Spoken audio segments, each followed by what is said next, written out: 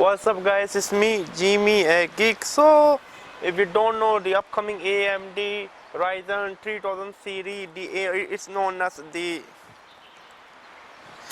AMD Ryzen Matisse, or also known as Zen2 is the code name. I'm literally very much excited. I'm very much excited for the upcoming AMD Ryzen.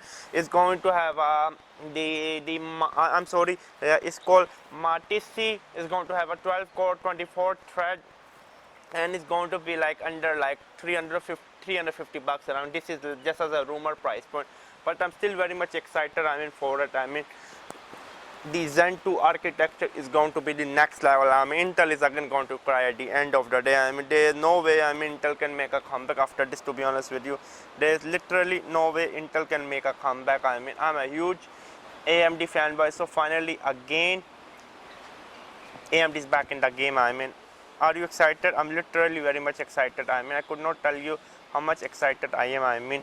So that was the news. The AMD Ryzen 3000 series based on the Zen2 architecture is coming, 12 core 24 threads, but we do not have the full SKU. But we know this is going to be like a mid-level processor for 350 bucks or 300. Awesome. I love AMD. Subscribe and bye.